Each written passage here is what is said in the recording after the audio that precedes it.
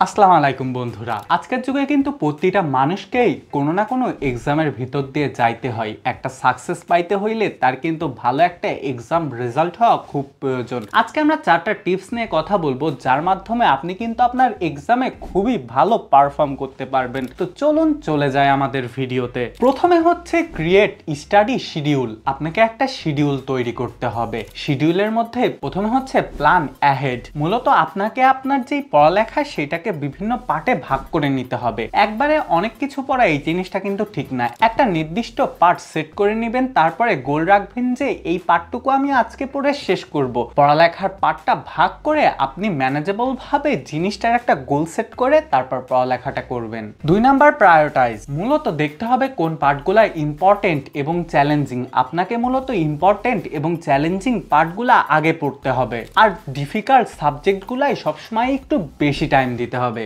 2 হচ্ছে active learning technique. প্রথমে practice question. আপনাকে মূলত আগে যে সব কোয়েশ্চেন আসছে সেই সব কোয়েশ্চেনকে সলভ করতে হবে। দেখতে হবে কোন কোয়েশ্চেনগুলো আগের এক্সামে পড়ছে, সেগুলো সলভ করলে আপনার কিন্তু একটা কোয়েশ্চেনের ধারণা হয়ে যাবে। এরপরে টিচ হোয়াট ইউ লার্ন।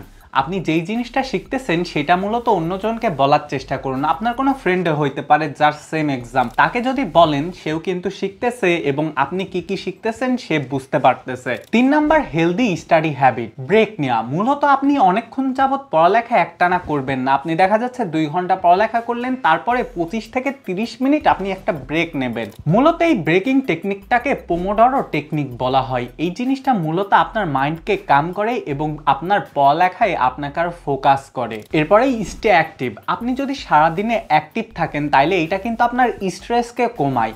এর জন্য আপনাকে অ্যাক্টিভ থাকতে হবে। আপনার স্ট্রেস কমলে এমনিতেই কিন্তু আপনার পড়ালেখার দিকে মনোযোগটা বেশি সৃষ্টি হয়। এতে করে আপনার স্টাডি সেশন কিন্তু আরো ইফেক্টিভ হবে। 4 number stay calm and confident. প্রথমে রিল্যাক্সেশন টেকনিক। আপনি রিল্যাক্সেশন টেকনিক ইউজ করবেন, যেমন ইয়োগা, ডিপ ব্রেথিং, মেডিটেশন। এগুলো করলে কিন্তু আপনার অ্যাংজাইটি বা স্ট্রেস দূর হবে। মূলত এক্সাম টাইমে যেই অ্যাংজাইটি বা স্ট্রেসটা আসে, আর এক্সামের টাইমে স্ট্রেস বা অ্যাংজাইটি ম্যানেজমেন্টটা কিন্তু মোস্ট ইম্পর্টেন্ট।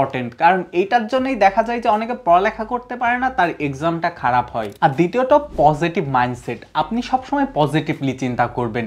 কি লিখতেছেন, কি হবে, কেমন হবে, এই সব চিন্তা ভাবনা বাদ দিতে হবে।